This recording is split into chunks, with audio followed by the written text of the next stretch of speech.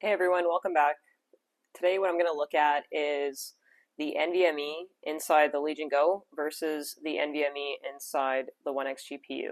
Now the Legion Go has a PCIe 4 slot in it, and this has a PCIe 3 slot in it.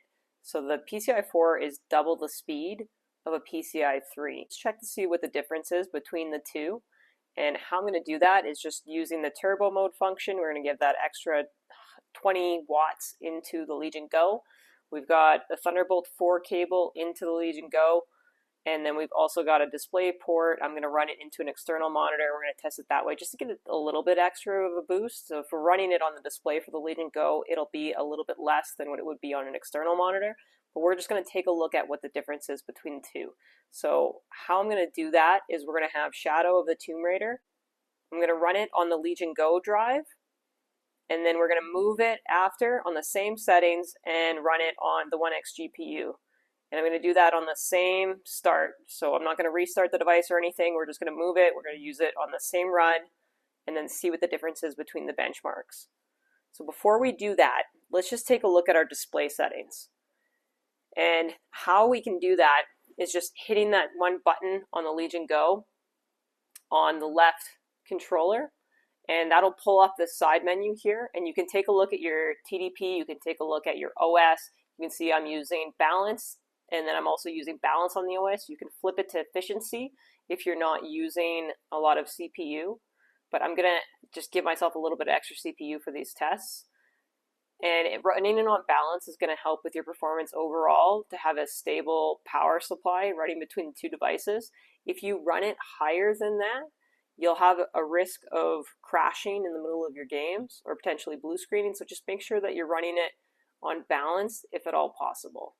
And what that'll run it towards is more the 18 watt to 20 watt TDP. You can also custom it if you really want, but balance is just the easy, quick way to do that. The other thing you can do is go into settings and just check what your settings are on the Legion Go. Now, something to consider here is I have the Legion Go display turned off, and so this isn't really impacting the Legion Go display at all, but you can still adjust this and still use these options with the drivers that I'm using. If you followed my install videos and you've changed your AMD Radeon graphics to the 780M, you can still use these options. All right, so let's say that we want to adjust our actual display settings, because maybe the game is locked to whatever the resolution is on your display. So what you can do is enter the search bar here is type in display settings, and it'll pop up this menu. Or on your main desktop, you can actually just right click and select display settings, and it'll pull you up to this. What you want to do first is identify the screen. So Legion Go will typically always be the number one. It shouldn't be reversed. Number one is Legion Go. Number two is your external display. So right now I'm selected on the Legion Go display. And what I want to do is select on number two. And now this is my main display. It's selected on there because I have it as show only number two. And so it's only going to show this display. And when we go down here, you can select your resolution and you can change it. So this is a 4K monitor. I'm not going to run it on the recommended. I'm going to run it on 1440p. If your screen is flipping on the Legion Go, you can change that just by selecting number one when it's actually up here, and then looking at that display orientation, and then seeing if you've got your rotation lock on, things like that. That can help with those little quirks of the Legion Go having a portrait display and games being in landscape. So if you want to adjust things a little bit further, you can also go into advanced display, and we can adjust the hertz frequency. So I'm going to leave it at 144. That's the highest that my display can do.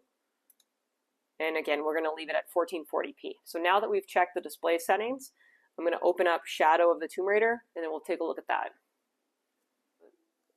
So the settings that I'm going to use are right here, so 1440p.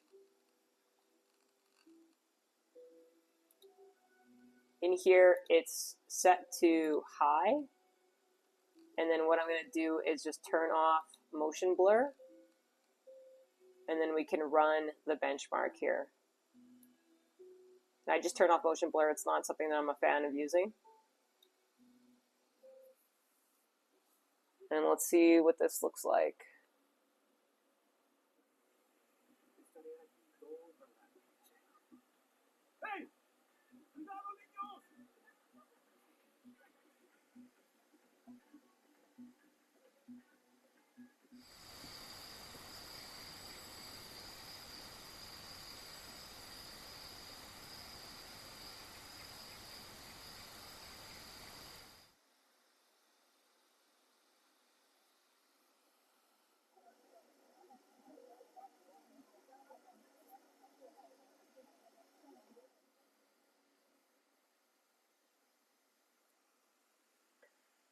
All right, so here's our scores. Again, the display, you can see again 1440p, full screen, and we've got the 7600M, which is the 1XGPU graphics card, and then again our graphics are set to high on here for custom, but I do have motion blur turned off.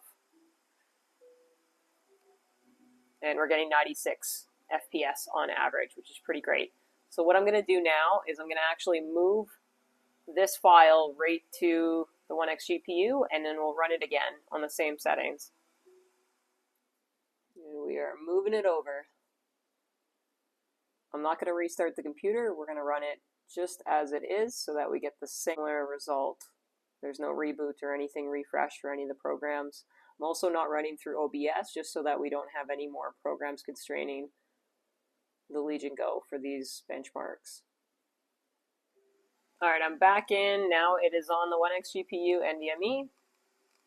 We have the same settings on the display and the same settings on the graphics. Just moving the files over doesn't change the settings, so everything stays exactly the same. We're going to run the benchmark again and just see what the performance looks like now.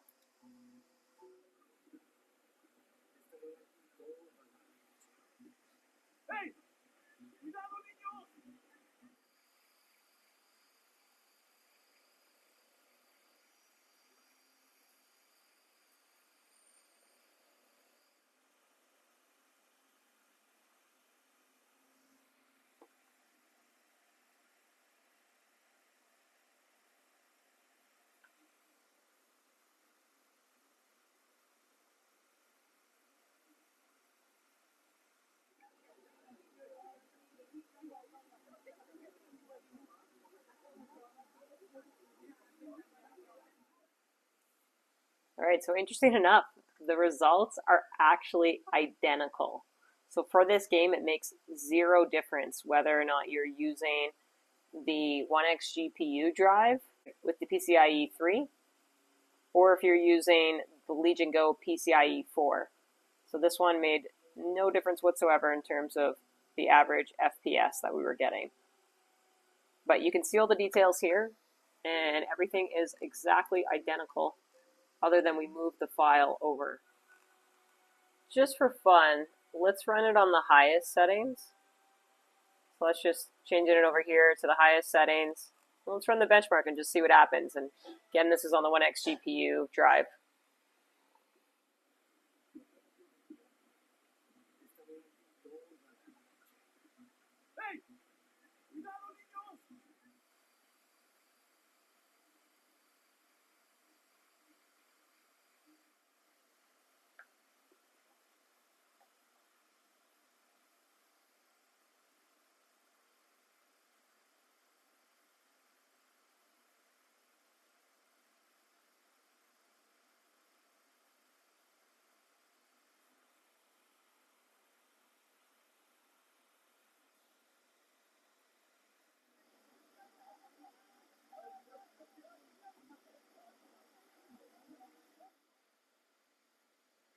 All right, so highest settings on Shadow of the Tomb Raider, 69 FPS average. And here's all your stats. You can see that motion blur was turned on for this test, but that's again just using the presets for the highest. I would adjust this a little bit differently. As you'd seen in the last test, those are probably the settings that I would actually use in game just to help maintain an average FPS that's closer to 100. Now, if you're wondering how I pick my settings for graphics, typically what I'll do is just take whatever device I'm using. So if it's the Legion Go display that I'm using, I'm probably not going to run it at 1600p with the 1XGPU unless the game is not a very demanding graphical game. Then I'll switch to 1200p and kind of go from there. Start with medium settings and check to see what high settings and then low settings depending on the FPS that I'm getting. But I typically like to average at least over 60 FPS, but ideally over 100 FPS if possible. So you'll just want to adjust the settings until you can get to that kind of counter that you're looking for. And you can do that by using the counter in the Steam app. and that'll be the in-game FPS counter, or you can use MSI Afterburner, or you can use the AMD settings app overlay. And those will give you what the FPS counters are, but that's kind of how I do that. It really just depends on the game, how intense it is. A game like Helldivers 2, where there's a whole bunch of different aggro creatures coming into the screen, or if it's like Call of Duty Zombies, those are things that are really intense on the graphics. So you typically have to take down that resolution or take down your graphics to low and kind of adjust from there. So if you're having a really hard time, try changing the resolution down and then changing the graphics to high, and then work your way back down. And then if you need to adjust the resolution further, then again, you can start at high, work your way back down, and just check that FPS counter to see if you're really making some gains. But you want to try to have a balance, or at least I do anyway, of a quality picture with good FPS. Anything lower than 60 FPS is barely playable for me, personally. Of course, you can run games at 30 FPS, but once you really get a taste of that higher FPS, it's hard to go back. So, adjusting these settings and adjusting them in the display settings, that's going to be something really important when you're making your decision on how you run your graphics. And everybody's going to have different preferences. I'm just going to share with you my preferences. So, that's it for today. We just found out that it didn't matter which NVMe drive you ran this on. Probably from a longer term, as long as it doesn't overheat in the ONEXGPU, it's probably fine. But unless I'm doing a really long session to see what that's going to look like, just the benchmark alone gave us the same results. So we know that it didn't impact the performance that we're getting with the ONEXGPU and the Legion Go. So that's going to be all for today. Thanks everybody for watching. Until the next one, take care.